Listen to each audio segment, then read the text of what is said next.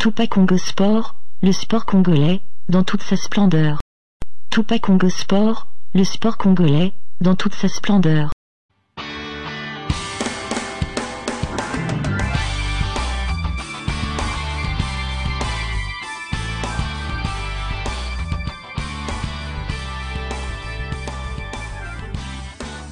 Position de la RTNC.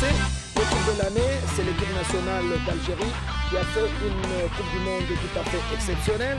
L'équipe de l'année chez les femmes, c'est l'équipe nationale du Nigeria avec toutes ses performances réalisées sur le plan international. Le club de l'année, à tout seigneur tout honneur, l'entente Sétif d'Algérie qui a battu V Club en finale. Arbitre de l'année, Papa Bakary Gassama de la Gambie. Nous avons des légendes africaines. Oryx Club de Douala, c'est le vainqueur de la première Ligue de champions qui était jadis la Coupe d'Afrique de club champion en 1964. Je rappelle que Moto Mapembe avait participé pour la première fois, le premier club avait participé à la Coupe d'Afrique de club champion en 64. Mais cette coupe avait été gagnée par Oryx Douala Cameroun. Le Stade malien aussi parmi les légendes africaines, finaliste de la première Ligue de club champion en 1964. Le trophée de platine a été enlevé par Dr Kwame Nkrumah, premier président du Ghana, Goodluck Jonathan, président du Nigeria. Alors, un autre motif de satisfaction, on crée toujours une équipe, l'équipe de l'année, les 11 de l'année.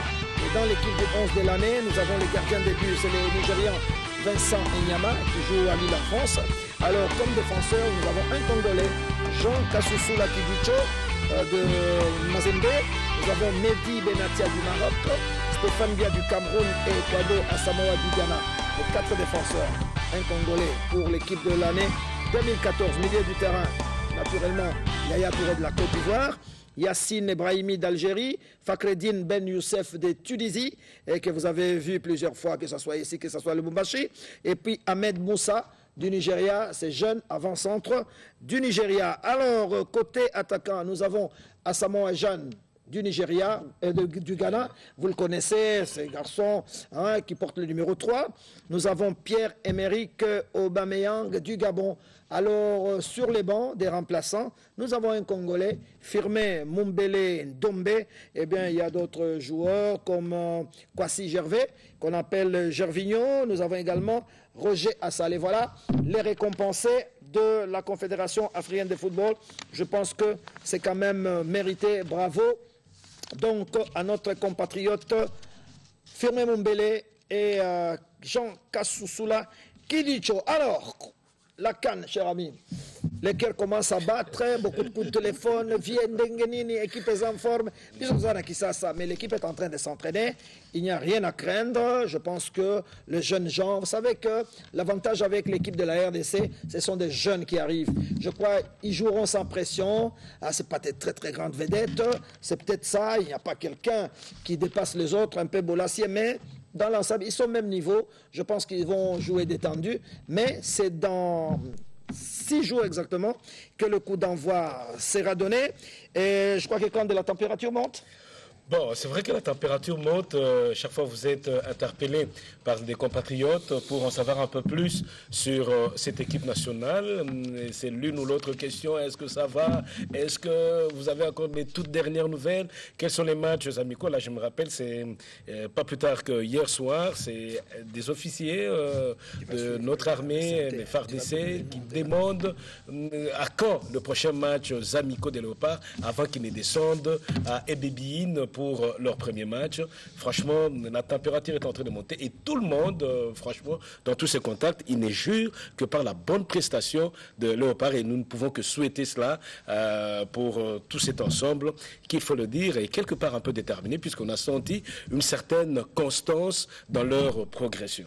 Alors, nous allons vous proposer maintenant la liste de 23 Léopards retenus par les staffs dirigés par Florent Ibenge. Laetitia, les 29 retenus? Les 23 retenus qui vont défendre le drapeau congolais. Il s'agit de Robert Kidiaba. On demande la réalisation du tout-puissant. De défiler les noms, s'il vous plaît. Il y aura également Issama Peko Joe de Kabusport en Angola, Jean Kasussula Kilicho, Christophe Walembo qui évolue au Portugal à Coimbra, Nelson Munganga Omba de l'ASV Club, Cédric Makiadi de Werder de Brême, Youssouf Mouloum de West Bromwich, Hervé Kagé de Gent en Belgique, Dieudonné Mbokani Bezois de Dynamo Kiev en Ukraine, Niskin Skebano de Charleroi, Yannick Yala Bolassi de Crystal Palace, Mabele Bawaka de l'ASV Club, Junior Kabananga Kalonji de Cercle Bruges, Gabriel Zakwani de Peterborough,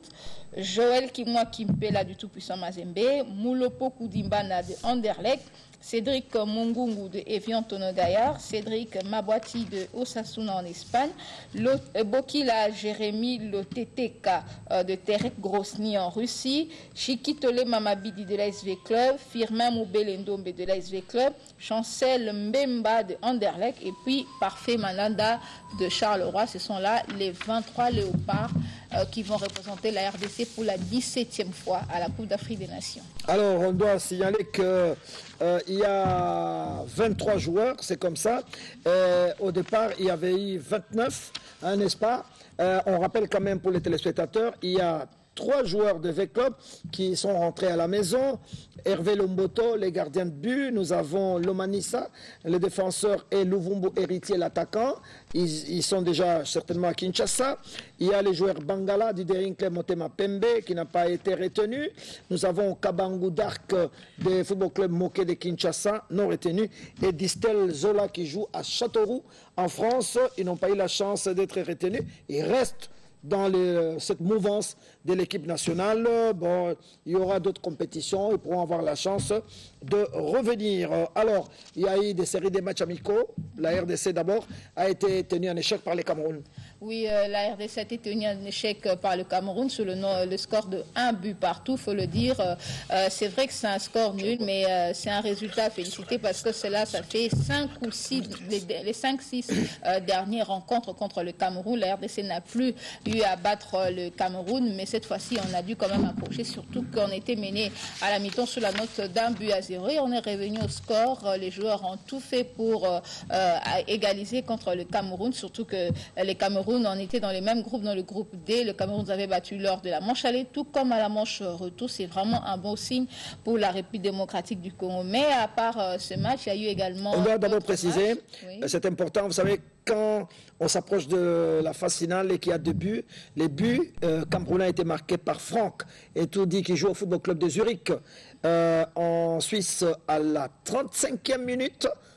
C'est vrai, à ce moment-là, les Cameroun avaient dominé les matchs, mais les Léopards s'étaient ressaisis et ils ont fait un bloc. Ils ont cru en leurs possibilités et dans les temps additionnels, Yannick Boulassier qui est entré et il a marqué donc le but de l'égalisation. Le but de l'égalisation, en parlant de la RDC, il faut dire notamment qu'il y a d'autres nations qui sont en train d'affûter leur vin. Le cas du Cap-Vert, cette équipe qu'on est en train de craindre. Le Cap-Vert nous intéresse. Oui, le Cap-Vert qui nous intéresse. Hier, le Cap-Vert a battu le Congo-Brazzaville sur la note de 3 buts à 2, mais le même Cap-Vert a été tenu en échec le 8 janvier dernier par la Guinée équatoriale sur le score d'1 but partout.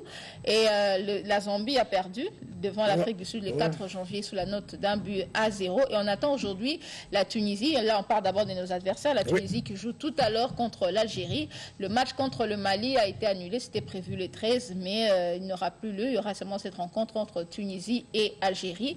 Et on aura également Côte d'Ivoire-Nigeria aujourd'hui, Gabon-Mali. Mais hormis ces rencontres, il y a eu aussi le Cameroun hier qui a fait 1 but partout contre la République sud-africaine. Et le Burkina Faso... Mais bien n'était pas là, Stéphane. Et Choupo-Moting n'a pas joué. N'a pas joué. Et puis le Burkina a trié le Swaziland sur la note de 5 buts à 1. Sénégal jouera contre la Guinée le 13 janvier, tout juste. Et puis Ghana le 14 janvier contre Fribourg en Allemagne. Et on rappelle que le Ghana avait joué les jeudis contre Cambourg, 7e club des Pays-Bas, 1 but partout. Alors, Laetitia, je reviens sur le match Cap-Vert, République du Congo, Brazzaville, c'est important. Le Cap-Vert était mené par 2 à 0. C'est intéressant parce que Cap-Vert est dans notre groupe. Mené à la mi-temps 2-0, les Cap-Verdiens sont rentrés dans les vestiaires. Je ne sais pas ce que l'entraîneur leur a dit. Ils sont revenus sur le terrain. Ils ont réduit la marque. Ils ont égalisé. et ils se sont imposés. Ils ont battu les Diables Rouges par 3-2 après avoir été menés par 2-0. Donc, attention, amis téléspectateurs, il faut retenir. Retenez surtout le nom de Ramos, qui a marqué le deuxième but à la 58e minute. Retenez également le nom de Miranda. Miranda, qui va obtenir le but de la victoire à la 70e minute. Ce sont des joueurs que nous reverrons certainement, que vous suivrez, vous regarderez les jours où Cap-Vert jouera contre la RDC. Ce sont les mêmes, en tout cas, qui ont compliqué aussi les Ghana lorsqu'ils ont joué la Coupe d'Afrique des Nations. Et il faut dire, c'est vrai que ça, c'est une ossature. C'est une équipe qui a fait 3 ans, ils sont ensemble. Mais même bien avant, la RDC avait joué également contre le Cap-Vert. On a eu difficile à battre le Cap-Vert. On était dans le même groupe, les éliminatoires de la Coupe du Monde Allemagne 2006. On a fait 1 but partout à Praia. Et c'est ici qu'on a eu à battre le Cap-Vert 2-1. C'était difficile. Kandé, oui, pour revenir un peu sur la liste. Oui, pour y revenir, François, il faut dire simplement que de la liste de 23, il y a 9 qui étaient déjà présents à la CAN 2013. Là, on retrouve les 2 gardiens de but en Afrique du Sud. Là, on retrouve les 2 gardiens de but, Robert Kidiaba, le titulaire, et Parfait Mandanda. Au niveau de la défense, on a retrouvé Issa Mampeko, Jean Kassoussoula. C'est vrai qu'au niveau de l'attaque, Bokani, qui n'a pas eu une très grande prestation, était aussi de la partie. On a retrouvé aussi Moulumbu Youssouf, qui était tout feu, tout flamme, il faut le rappeler. Et Mongongu Cédric, ainsi que Cédric Makiadi, sans oublier Chancel Mbemba, mais qui est plus resté le plus longtemps possible sur le banc. Et c'est 8 minutes seulement qu'il a pu prester pendant la dernière CAN en Afrique du Sud. Alors, je vous avais posé la question de savoir si la tension était en train de monter. Vous vous êtes exprimé, Laetitia?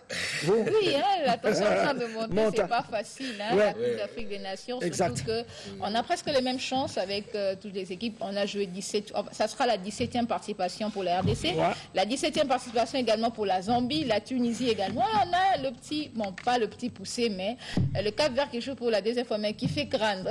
Faut-il se méfier de Calabar, Renfort et des autres? Oui. Il faut se méfier de tout le monde, de tous les premiers adversaires, les 3, que ce soit la Zambie, le Cap-Vert comme adversaire de la 2e journée, ainsi que la Tunisie. Sait-on jamais, tout peut arriver dans un match de football, mais sincèrement, c'est vrai qu'ils l'ont dit, ensemble avec leur entraîneur, Djanza, que j'ai des joueurs qui connaissent bien les forces et les faiblesses de Robert Kidiaba Mouteba, et ils vont s'en servir. Mais c'est vrai, il y a aussi le mental qui intervient. C'est pour déranger un peu, bousculer, provoquer l'adversaire, mais je me dis tout simplement que bien préparé techniquement et un peu de travail sur le plan psychique, les Léopards sont à même de faire aussi la différence. Et François, je pouvais ajouter, c'est que Willy a dit, nous devons être très prudents. Je pense que le match Côte d'Ivoire-Cameroun, c'est une leçon pour nous. C'est vrai qu'on a dû faire un exploit, mais on ne peut pas oublier que nous étions en train de mener 3-0 et puis on a été rejoint à la part. Donc, il faudrait faire très attention dans tous les matchs, évoluer ainsi. Alors, vous êtes bien habillés là, Laetitia. C'est l'uniforme. C'est l'uniforme. Nous sommes déjà, et quand je dis le thermomètre monte, et pour les journalistes, vous allez vous déplacer, Laetitia, vous irez en Guinée équatoriale. Kandé, vous faites partie de l'équipe de reportage de la RTNC en Guinée équatoriale. Oui. Vous êtes prêts? Comment se prépare l'équipe de la RTNC? Bon, sincèrement, la préparation telle que vous le dites, bien avant même qu'on sache d'ailleurs qu'on est en train, qu'on sera désigné pour la CAN, mais on s'est dit, il y a une grande compétition, là il faut le rappeler, grâce à ce séminaire que vous avez fait organiser ici, François, chacun s'est préparé déjà. S'est préparé comment? Aller d'abord sur le tableau qui nous concerne, le groupe B, et principalement les Léopards. Les 29 ou les 30 joueurs qui susceptibles d'être qualifiés, on devait avoir une fiche technique d'un chacun d'entre eux. Et c'est dans ces cahiers-là, et là, il faut dire, là, je paraphrase quelqu'un pour dire, c'est ici une occasion aussi pour rappeler les instructions que vous n'avez cessé de donner à chacun d'entre nous pour dire, attention, ça ne pardonne pas. Si vous ne vous préparez pas comme il se doit, vous allez le regretter, vous allez commencer à balbutier sur le plateau, que ce soit à la radio ou à la télé, et vous allez passer à côté. Alors, c'est comme ça que dans les cahiers-là, on a la dernière CAN, celle de 2013, quel a été le comportement de la RDC, qui était présent du côté des Léopards, et les 3 premiers adversaires de la RDC. Quand étaient-ils éliminés au niveau de la CAN sud-africaine? Tout cela est écrit. Et d'autres particularités, quels sont les vainqueurs qu'on retrouve dans cette CAN qui va se dérouler en Afrique du Sud? Et même le pays Bref, on est en train de préparer tout ce qui a trait à la compétition. Évidemment, en suivant toujours les instructions. Attention, la direction de sport veut que vous rameniez tel élément, que vous soyez sur telle ligne. Et sincèrement, c'est dire tout simplement que la direction de sport nous prépare très bien. Et c'est ici l'occasion de le rappeler. Ajouter ce que Willy a dû préparer, c'est pratiquement le même schéma. On a aussi dû revoir comment nos adversaires se sont qualifiés. On remarque que le Cap-Vert et la Zambie étaient dans le même groupe. On a dû revoir un peu leur parcours dans la qualification, leur classement FIFA, leur entraîneur, voir un peu comment ils ont dû arriver à être sélectionneurs, soit de la Zambie, Cap-Vert et la Tunisie. Et on a vu également les face-à-face. On a joué contre la Tunisie lors de la Coupe d'Afrique des Nations 2004. La Tunisie nous avait battu par 3-0. Et depuis jusque-là, nous n'avons pas encore battu la Tunisie. Exact. On a joué contre le Cap-Vert lors des éliminatoires de la Coupe du Monde 2006. Et avec la Zambie, c'est vrai que c'est beaucoup plus en club. À la Coupe d'Afrique des Nations, c'était seulement en 74. Donc c'est tout ça qui fait un peu notre préparation. Alors, c'est la 30e CAN. Laetitia, vous serez à votre première CAN. Oui, ce sera ma comme première reporter. CAN comme reporter. Oui. Et l'attention là, comment vous sentez? Oui. C'est comme le joueur, hein, un grand match. Est-ce que vous vous dites comment ça va se passer? Oui, on se dit comment ça va se passer. On se prépare en tout cas. Chaque jour, je suis vraiment en train de mettre mes notes à jour pour un peu faire de mon mieux pour servir la nation congolaise. Vous serez à votre 40e CAN? C'est la 3e CAN. La première en 200004, 2013 et là en 2015. Il faut dire simplement que c'est un nouveau challenge, comme on peut le dire. Et on est un peu stressé par le fait tout simplement qu'il faut se préparer, quel mot utiliser, la fiche est-elle en ordre, ainsi de suite. Bon, bref, s'interroger sur ce que l'on est en train de faire et rester en contact avec les autres confrères de la ville et du pays. Alors, les visas, les accréditations, pas de problème? Oui, là, je crois. L'équipe de la RTNC est accréditée. Depuis le vendredi, il y a toutes les accréditations. Donc, les visas aussi. Les visas aussi. Donc, au courant de la semaine, on pourra déjà se déplacer. Ici, je suis obligé de remercier notre ambassadeur au Congo-Brazzaville, Christophe Muzungu, qui s'est investi, qui vous a bien reçu, parce que vous étiez, parce que nous, on n'a pas d'ambassade de la Guinée équatoriale ici. Par contre, à Brazzaville, il y a une ambassade et l'équipe de la RTNC a délégué quelques personnes qui ont traversé et bien reçues par notre ambassadeur et notre ambassade. Et vous avez passé la nuit là-bas. Notre ambassade a pris toutes les dispositions. Vraiment, merci beaucoup à Christophe Muzungu, qui est très attaché à l'équipe nationale. Je me souviens, quand il était à Kinshasa, il venait au stade, il suivait toutes les retransmissions. Et là,